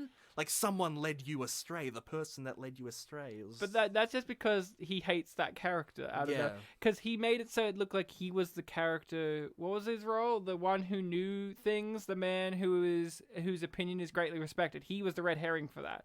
Because we were supposed to know it was that character that had appeared in one other scene who didn't say anything. That was always watching war. Yeah, with his TV. I mean, his door open. Yeah, we should have known it was him. Ryan, you Idiot. silly person. If you just listened to Oh, hang the on, sorry, ocean, there would be no more war. Sorry, the Asian mother. She wasn't anything, was she? She just knew No, the story. she just knew the story. Yeah. Okay, there you go. Um, Point disproven. I'm wrong. No, but she did factor in because Yeah. she gave life so that her lineage can be a part of the guild. That's a because... good point. Yeah, yeah. So in the end, she did serve a purpose. So, her daughter's introduction scene. You mean her ass? Oh, before entire we, wait, back- before we move on to the arse, to continue on the mythology, You want to talk about I the Guardian? understand. I understand that we were going for a very Fey sort of fairy tale logic, Mm. but it was too much of it. There's too. It's just. I feel like we needed get it like simpler, streamline it a bit, get it done in the fast, maybe expand in the first half, expand on it a bit in the middle, and then have your twist at the end. But instead, it's just a continuous stream of vague sort of like changing the rules. You know, like when you were playing with your friends on the playground, you're playing stupid games. Yeah. You've got like little connector guns you've made, the connector texter guns. Yeah, yeah, yeah. And people are just making up bullshit rules That's every M9. 5 minutes. Oh yeah, I've got armor that's invincible to that thing you just said. Yeah. Yeah, So you're saying that this was made basically for children to go to bed to? Yeah. Here's one more thing I'll say about the mythology aspect. That, I mean, so The Hobbit was made as bedtime stories. That's a lot more consistent. yeah, but he also made it as a World War One analogy too. But here's another thing That had sapient wolves as well. I'll say about the mythos. The that Hobbit, really not World War One. that really pissed me off, and that will tie into more discussions of these quirky characters. Is I hated that at the end because it's the tone. And I said this before. The Guardian is just that guy who worked out one arm, and then he didn't even use his one arm. I thought the one arm was going to be a factor into His like trump card. Yeah. his trump card. Like when he looked away from the scrunt and he looked back, I thought it was going to jump at him, and he was just going to clock it one with his massive arm, and then it would knock it out. And then the Tartutic would grab it, but instead it's just like it just stops, and then Tartutic grabs it, and you're like, oh, okay. I guess the eyesight thing's the only thing that mattered. But it would have been better maybe if the joke for him instead of working out one arm is he's always wearing like a monocle or like who knows, like I don't know. But it was so boring. What happens if he was blind? Would it work still? Yeah, is it the sight or is it just the eyes aiming? Exactly. Like who knows? Who knows? So But- you want more clarification? Do you think No. you think it could have been like that situation where people live in rural India, they wear the masks on the back of their head because tigers are very reluctant to attack you if you're looking at them. That's exactly what So M. Night sh- was saying. So should He is Indian. every character have been wearing Halloween masks on every side of If their this was a Halloween, face? no, that's something that this could have done. Being set at a Halloween time. Can you imagine this like fairy, mystical, horror, fantasy kids movie, and it has that haze of that Halloweeny aesthetic? That could have been so beneficial to this movie as well, giving it a little bit of something. Could have given it some more visual interesting But stuff, also yeah. give leaning into more of that, that horror aspect that it does play with. That then when Bob Balaban's like, oh, it's a horror movie, blah blah blah, it could be even better. Like instead, it's just like, okay, Yeah, I remember when I was like 25 minutes of the way through, my mum walked into the room and said something to me. I'm like, oh yeah, I'm just watching this film. And I told her the title, and she didn't know the film, but she's like, that's a horror film, right? And I didn't really know how to respond to it, because by that point, I'd only seen the Scrunt once, and I'm like, I mean, it was scaring the... Can we just analyze that statement? By that time, I'd only seen the scrunt once. Is a thing that you have said as an adult man. Thanks, M. Night. When Bartek and I were on the bus down here and we were having our little discussion on the film, I said scrunt Oh, right, a that significant guy. amount of time, and there was this bloke on the bus who every time I said scrunt was just looking back as if I was a complete madman. I don't know if he thought I was saying cunt or if he thought I was just deranged And or both. Will was just looking forward the whole time, but I had to look towards him, and the guy was in my eyesight. So every time he looked at me, I got a bit insecure. Like, what are you reacting to, man? So Do you know the film? this is such a great film because we get introduced to a major character via. Oh her- wait, her- before we her move on the bottom. arse, I want Oh, to. sorry, you want to be. Will I does wanna- not want I to talk wanna- about this character, Ryan. We will get to the arse, listening people, but first I just want to go back to Bartek's point. With in the scene where Paul Giamatti Cleveland still thinks he's the Guardian, he goes to confront the Scrunt with the mirror. I agree with Bart. I didn't even mention agreed that with scene, but Bartek. I sure. thought during that bit, his Guardian powers aren't working because the critic is some sort of yet unmentioned figure, but like negative. Yeah, yeah. He's got the powers, but you know He's a the sc- bad ones because he shows up in that scene. It would have been. Yeah, he does. He's there randomly cut. And it into turns the out he scene. accidentally saves that's him. right, But I yeah, actually yeah.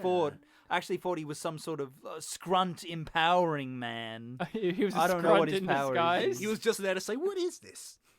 What is this Legend of Frosty the Snowman? Do you What think is that would have this? been? You think that would have been great if at some point the critic Scritic. He's the you scrunt know critic. his skin like crawls back and like a great big scrunt crawls out of his mouth. No, or no, a something? great big Roger Ebert crawls out of his mouth and he goes, I give the village a thumbs down. The Scritic. He plays- should have been the He's critic, a should he? scrunt critic who plays Skrillex.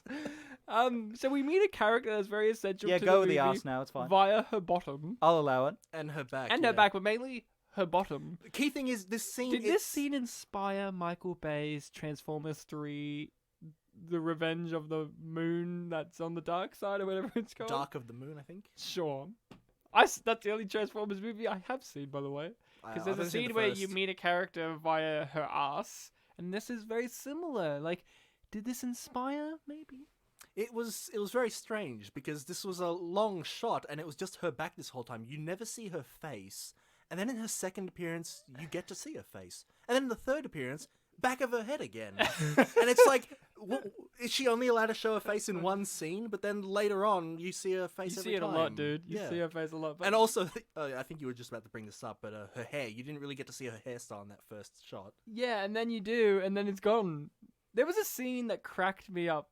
Like, I'm still thinking about it, where she's just saying that story more about, like, the scrunts and narfs and tattoo dicks and whatnot, and she says narf like 20 times in the span of a minute, and it's played so seriously, and all anyone can think about is that this is a word from Pinky and the Brain, and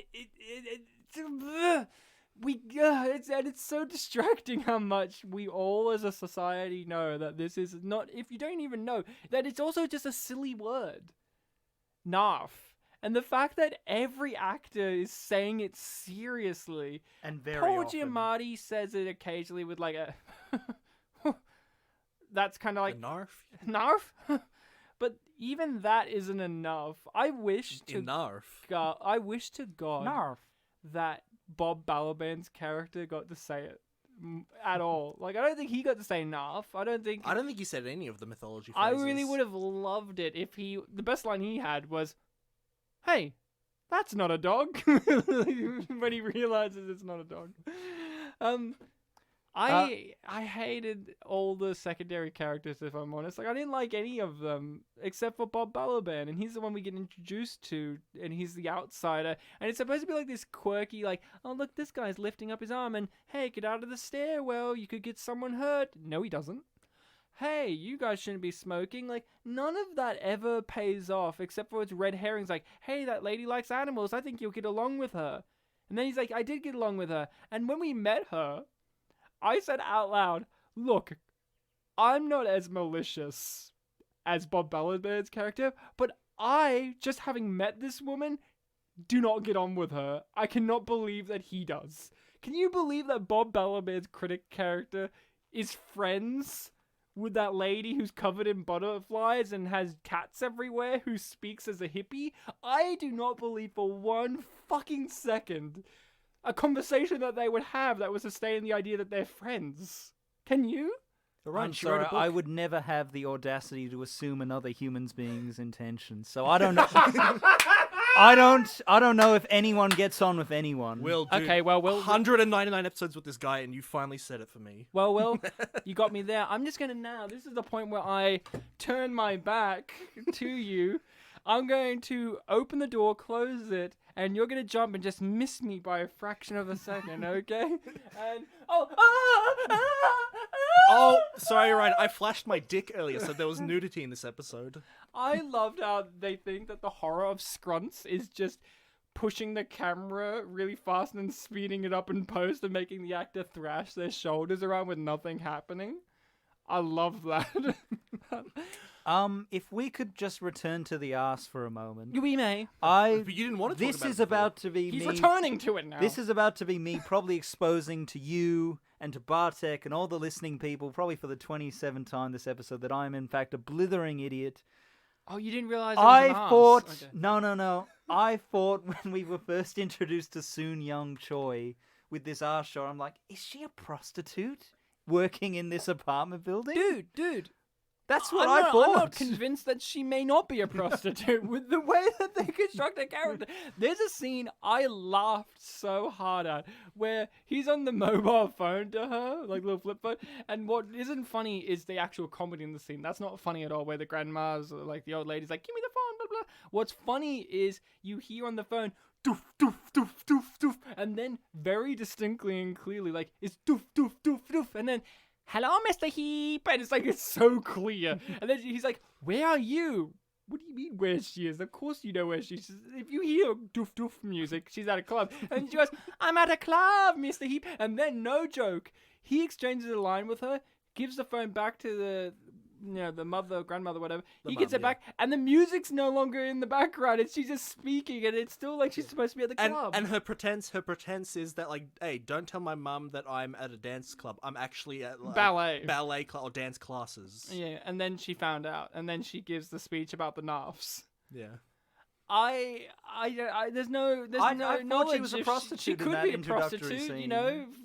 you know, she can be. Nothing wrong with being a sex worker. If you are, that's great. But like, I don't know. I hated all of them, these secondary characters, because they were non-characters. I hated every time we visited Jeffrey Wright doing a crossword puzzle, and we sat down for 5 minutes to watch him figure out a crossword. Like, we were going to be enjoying that, and then it's like a twist that, oh, he's not actually involved in any of this. It's his son, who we should have obviously guessed, the kid from My Wife and Kids and Heroes, being able to read cereal boxes. But then they fuck that up because he doesn't even read it correctly. He And then makes you're a like, mistake, but he realizes that, you Ryan. fucking idiot. Like, I would have, if I was Paul, I'd have been like, hey kid, get here, and then just, But Ryan, it was his first you time. idiot! You know he cost Jesus his life over there, because if she dies, he goes down with her. Could I, I'm Paul Giamatti. I was in Sideways. Respect Look, me. Ryan, cereal boxes is a complicated language. You It know, is, it's it is. hard. could we, this is not related to the movie, but I've got a bit of a problem. I don't know if you guys could help me with it. Okay. So, I'm really worried. I know this Asian mother, but she doesn't get along with me. Oh, yeah. What can I do to, like, you know, make her get along with me? Dude, it's traditional that you show her your child. You as a child. Me as a child, but I'm 20. I'm almost 27. You got a like, beard. The heart of a beard. child. You Well, need to show. but, like, what does that your mean? child's What you need to heart. do is you need to drink some, what was it, milk? Hot milk or whatever, and get it all over your mustache. And then wipe it off, yeah? And then wipe it off, and then when it cuts to you again, you've got even more milk on than you did before, to Oh, a distracting degree. Sorry, I am. And then you got to No, act no, like a kid on the no, couch. I'm not with Oh, gonna you mean, like, suited. sit properly and... No. Topple over, and then let your leg wiggle in the air like a dog does, and then I don't know, talk to her in a kiddie voice, but you still got your adult Paul Giamatti voice for some reason, and then she can trust you. That's an age-old fable about Asian women. Is, dude, if you ever got married to an Asian woman, you would have to do that. You know the film Crazy Rich Asians? That should have been the plot. That should have been like What was the character, the actress? I'm forgetting. The one from Fresh Off the Boat, Constance Wu. She should have, at the end, for Michelle Yeoh, just done that. She should have just drunk some milk, got on her side, wagged her leg in the air like a doggy, and then just said in a Paul Giamatti voice, "I'm a kid now." That would have been in fact. I'm a kid. They should have done that. They should have done that in Meet the Parents, Meet the Foggers. They should have done it in any Melts movie. Robert De Niro's heart. Any movie with in-laws or anyone. Oh, guess who? Guess who? Instead of racist jokes, milk moustache. Milk Moustache. That would have been great. On your real moustache. Anything else we want to discuss? Oh, back to the movie now. Yeah. Anything else we want to discuss before we discuss the actual end of the movie? Because I have a lot to say about the physical ending of this movie. But any other things you want to talk about? Any behind-the-scenes stuff, or M. Night stuff, or the film itself, or Paul, or 2 points. two? Two, count 'em. One for 2 each butt cheek. points. Cool. Oh yeah, we got 2 points. You gonna First sell of me all, a real estate scheme? on the discussion of the soundtrack. I mean, you said it was a lovely soundtrack. The Ryan. score. The The score. score, rather. Yeah. I hate the to doof, say, doof, Ryan, doof, doof. I could barely hear any fucking music when I watched this. Oh, really? Like I could Was it barely underneath hear all the the- score. Was it underneath I'm all sorry, the... I had that volume pumping, and yet I could barely hear any music. Well, so I'm because sorry. it's I'm because sure, you had it on 30, not 31. I'm sure it's a lovely. I'm sure it was a lovely score, but I didn't hear enough of it to form an assessment. But you know what you did hear, Will, that I didn't and Ryan did hear, but I didn't? What? What was it again? It was JG. Oh Scruggs? yeah, actually no, I got 3 points here. It's a 3-point scheme, motherfuckers! All right. Will's on slide number 1 right now. Boy, when he gets to slide number 2, we're gonna go off this You know, chain. I like the rhythm where you say, Will's on slide number 1 right now, but then you didn't like rap. I only leave that for my wedding, okay? Where I rap and beatbox. We didn't go though, so. Thank you for reminding me about this Bartek, because I was probably Oh, going man, to I forget thought it. So, Alright, so the point version- number 1. All right, we've been through point number 1. We're up to point number 2. Slide 2, motherfuckers. Slide 2. Boom, boom, boom. Baby. Anyway, I watched a version with subtitles, which if Congratulations. you're going to watch this movie, I've considered subtitles basically mandatory. I'm gonna watch it in Braille. Yeah, watch in Braille. Get the You have little to feel it in Get little Braille. bumps going. No, I watched the Braille. As it pumps out of like one of those old-fashioned tickets. Fax machines? Oh, right, yeah. Got the Well, ticket tape going. The ticket tape ones that Mr. Burns sees his stock through, and it's like he opens up the cupboard, and it's like decades and decades of it just rolls out. But go on, slide number 2. No, don't feel the Braille. Lick the Braille. Use your tongue to figure out the Braille.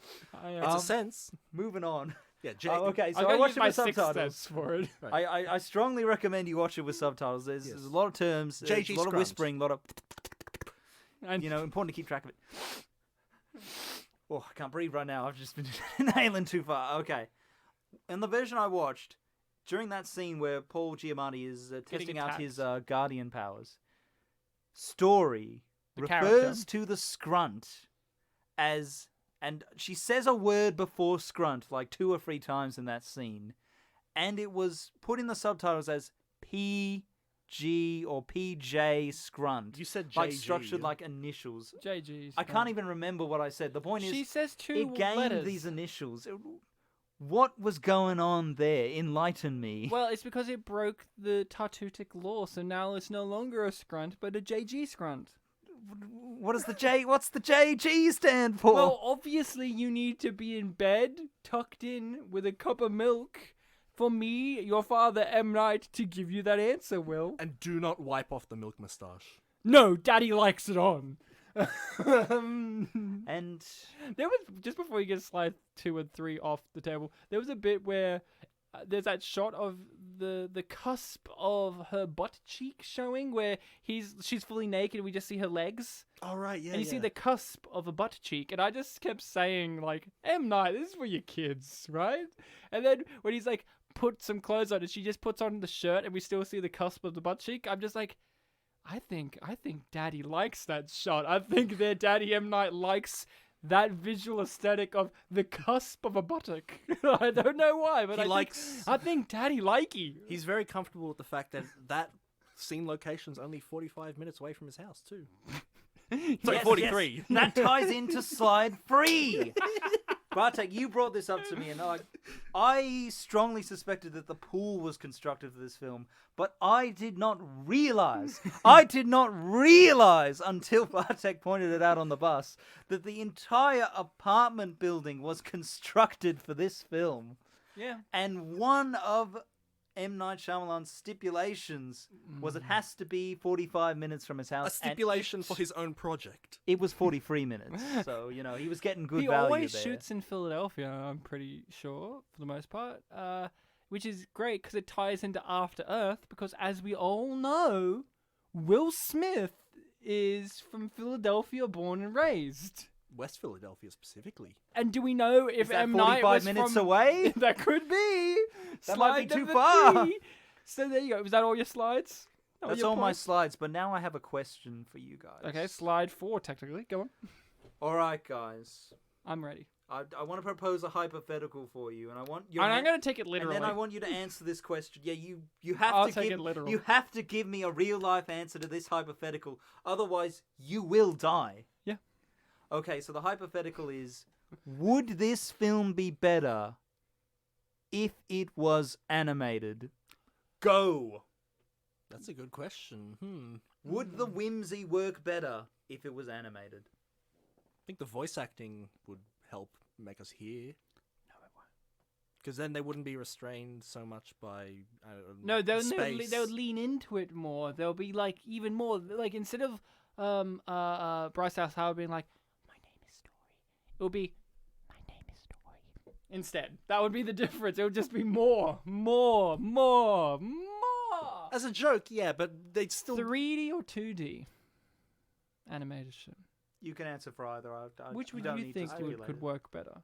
I think 2D would work. I think alright. 2D, Yeah. something good. The answer is no from me.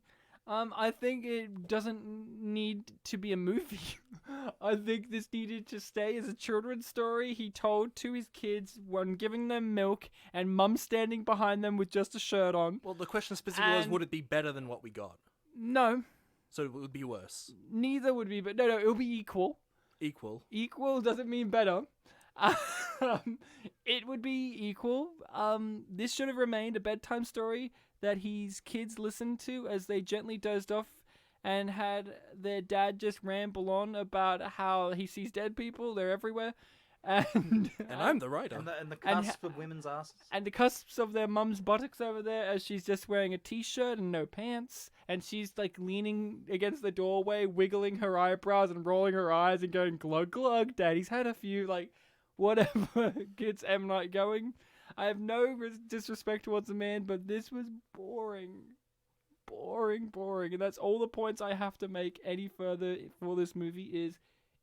It was boring. If you think any of what we've said has made it entertaining and you haven't watched it, don't watch this. Wait, you said you had points about Bartek. the ending. Yeah, what? Oh, yeah. No, Answer my question. I did. no, the points answer about it the again, I ending didn't is hear what, it. like, separate. Like, I was saying, like, do we have further points before we get to that? Right. But that's kind of it outside of the actual end. Anything you want to bring up further before we talk about this? No, we can go to the end now, I think. I hated it. I just hated it. We like, I don't get any closure from it. Like, oh, she gets on an eagle, and then it's like a shot of Paul from in the water from below. It, like, ends as soon as her goal is her goal. completed, Like, yeah. she was the main character. I have no understanding of how this affects Paul afterwards. Does his stutter go away? Does he become a better person? If there was more. His mind is so blown that he becomes more wise, I guess. I don't know, yeah. Like, even something as neat as the end shot could just be all of them from, instead of a below point of view where the camera's underneath the water, and I get it because it's Lady in the Water and water's a symbol, blah, blah, blah. It would have been better if it was from above, from a bird's eye view, because she's on the bird, of all of these people who were once kind of adversarial, all standing together looking up in hope. That'd be a very fairy tale ending, yeah. But instead it's from below in a fucking pool, and he's In the dark. and the water's swishing around, so we don't even get a solid image of Paul. It's kind of like this. Are you saying there's something distorted about him now? Yeah, and his last line's like, and there she goes, or something like that. And there she goes. Very much like, she's gone now. I hated it. I hated it because it just ends. Nothing. The character assassination and just ending, like, cut to black. Hated it. I love the end though. Did you stay to the end of the credits? I can't remember what happened. Where at the end of the credits, he has something like, "I made the message. the story for kids," and it's like, "And now go to bed." And it was like, "I'm not your son, bro. I'm not your son." Did you Well, guys? daughters. You're not his daughters. Well, I'm a boy. But you're not his daughters. Yeah, but he was saying like as kids in general. Now go to bed. But it said daughters. Oh, did it say daughters? Yeah, for my daughters, I think it was. Well, I'm not his son. But you're also not his daughters. You don't know that. No, I do. You don't know that. For sure I do. Oh shit! What? Slide 5. What, Will? Are you his After daughter? watching this movie, I didn't go to bed for another hour. I didn't listen. You're gonna have to go over Daddy Shyamalan's lap and get a little bit of a spanking on the cusp of the buttock. Well, I for was that. already in my house, but I was alone, or You're or gonna- so I thought. You were minding his house, weren't you? Some advice, Will. Bring some milk and no towel to wipe your mouth. Got to get it on the mustache. And Will's not allowed to tell you what's happened to him. We have to guess it with him pulling on his ear and And his pointing hair. at a wall or whatever it was. All right, when That's a when you no. come over to my house, now keep in mind you got to bring over 6 pints of milk and no towel. I think that's all we're gonna say on this bad boy, huh? Do you want me to give my final thoughts? Let's give our final thoughts, I guess. Bartek, You go first, Bartek. you're the host. We'll allow it. Thank you for giving me permission for a thing I didn't request. Okay then. Disrespectful. Go, go, go, go, go. All right, I'll go. leave. Yeah, I mean... Get out of my house. No, he's talking about his favorite band. Okay, go. Okay, go. Yeah, it's pretty much what I said earlier. I thought that it had ideas if it was executed... if it was executed better...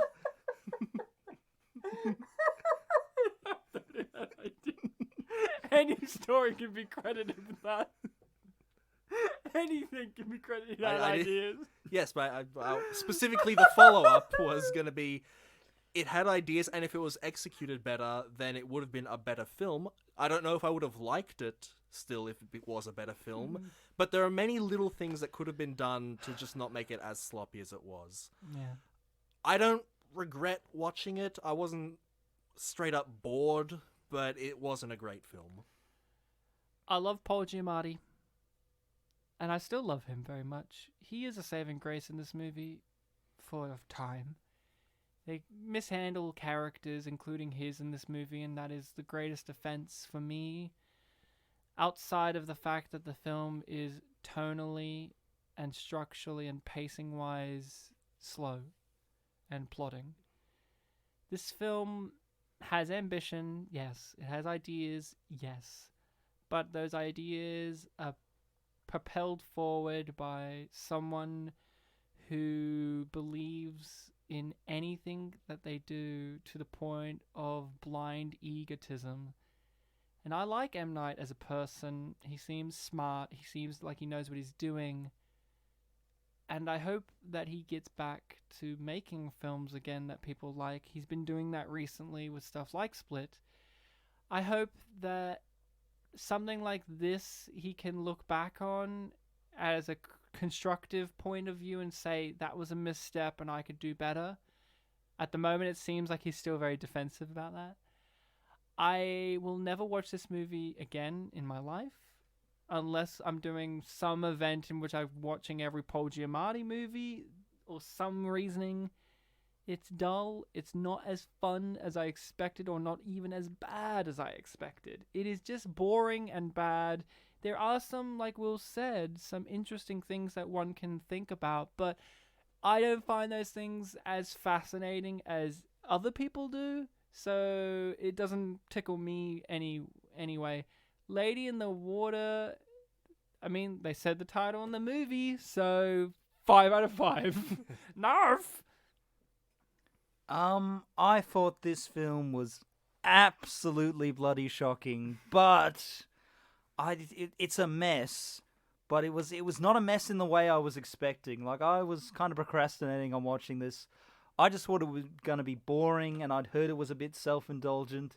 But it's highly self-indulgent, and it's gone wrong in some bizarre and fascinating ways, and I just don't understand some of it. I still don't understand a great deal of what's gone wrong. Yeah. But I have a Sixth Sense slide. Okay, boom, boom, boom. 666. There were free monkeys in the movie, and Bartek's wearing a shirt with free monkeys on it. So I am, yeah. Bartek, take the shirt off. We're not allowed to have tattoo dicks inside. That's the law. I would, but I'm wearing headphones, so I'd have to take them off. Fuck, too. man. I mean, it's over now. They're coming for us. We're gonna die. All right. Well, No, you said we're not going to die if we answer that question from before, and we did. we did. Oh. Well, Shit. I'm not consistent. Well, Just not that's- consistent. You like the film? That's our thoughts on Lady in the Water. I think it's time to take it up to Wrapping It Up Town. Celebrate the fact that Bartek and I have published out 200 episodes of content. A big celebration to be had. Thank you. It's always good to bring you into the fold, Will. You are our first guest, and you've been here for some of the monumental milestones. So And of you're our course- last guest. And you're our last guest. Goodbye. You're dead now. Well, our show's dead. Isn't No, it? he's dead now, and then we mourn and we don't do any more episodes. This has been a very fun experience. I didn't think that we would get so much out of Lady in the Water. I thought it was going to be like, yeah, it was muddled and dull, and that was it. But we got a lot more out of this. A pleasure, Bartek, to be hosting 200 episodes of content with you. Technically, I haven't done 200. I'm a few behind. Yeah, just 3, doesn't matter. It's close enough. That's few. Yeah. I nailed it, like Jesus. A pleasure, as always, to the listening people for actually listening and, all of that good stuff. You can find us on the social medias of Facebook and Twitter. Spit and Polish Presents. Pretty easy. Our email is spitandpolished@gmail.com. Email us with your thoughts, queries, questions, suggestions, and, scams and death threats and or... congratulations or death threats. Always appreciated. So that's spitandpolished@gmail.com. Information is in the description. And rate us and review us on all these, podcast platforms that allow it. We greatly appreciate it. Like Shyamalan for Ego Sense, if you give us enough 5-star reviews, we'll make a nearly 2-hour-long vanity project called This Episode of This Podcast, in which I'm pretty sure we're going to be around the 2-hour mark, if not over. A pleasure. Thank you very much, listening people. Thank you to Paul Giamatti. TY. Just a solemn clap for Paul. He knows. Somewhere right now, Paul's filming something, and he has just, in the scene, paused because he could hear the clap from all the way in the past. He feels a chill, but like a pleasant chill. Pleasant chill. Until next time, listening people, remember, I'm Paul Giamatti, and I should have got an Oscar for Sideways, dang it. Yes. And be sure to watch the film I recommended for next week. oh fuck, I forgot about that aspect because I've been thinking about like this, and I also forgot too another aspect. Bartek, next week, what's the movie that you're choosing for us to watch? I can't believe we're gonna wrap up the episode and forget about that. I was like, wait, why are you wrapping up? I just got really wrapped in the moment, man. You were so emotional. I was. This has been an emotional milestone, man. Okay, so next week I've picked a film from 2003, and Oh no, oh shit, you don't like 2003? no, Oh no. from the Muniz era. This is December, guys. It's the Christmas month of the year. What? It means you're gonna choose a Hanukkah movie again. I already watched. Keeping Up with the Steins. Well, that wasn't Hanukkah. That was a bar mitzvah. Oh, sorry, Bar Mitzvah. Sorry, go on. No, it's not 12 Crazy Nights. So I've what? We're watching 12 Crazy Nights. No. Good. Is that from 2003? I guess. I don't know when it's from. I didn't know it existed till like a few years ago. Well, no, Ryan. It's not that film. That film's in English. The film that I have picked is a 2003 Japanimation film called Tokyo Godfathers. Oh, that's supposed to be really good. I've been It's been good, meaning to yeah. watch that actually. Tokyo Godfathers, are we watching? What's the recommendation to watch this in? Subs or dubs? Subs. Subs? I haven't seen it in dubs, so I don't know. Oh, okay. So what was it Tokyo Godfathers? Godfathers. Yep. I gotta ask this. Is it a hentai? No, Because your track record thus far, that's for Mystery Box. that's still, but you still knew what it was. I knew You things brought about it. you yeah. brought me it. All right, so This next is an acclaimed episode- theatrical film. Wait, Bartek, What? did you tell us what Lady in the Water's title is in Polish? No, No, that's not this show. he doesn't know Polish anymore. Hence, we're now called Spit and Irish. We're not doing that. We're spitting Irish. It's probably Kobieta z Wody or something. So make sure next episode to watch Tokyo Godfathers in the subtitled version is what we're I going to will. be referring to. Also, I played a song at the beginning of this episode that our good friend Matt Brown compiled together for us. I'll put his information in the description too. Thank you very much, Matt, for making us our Giamatti song. Now we can end the episode by saying, remember? Ryan, next time remember to let Bartek pick his movie and also to thank Matt Brown. Well, next for- time you pick the film. No, next time when it's your turn to Yeah. pick. I would never forget it's my turn. I'm an egotist. I'm M. Night. The twist was I'm M. Night Shyamalan all along. Woo!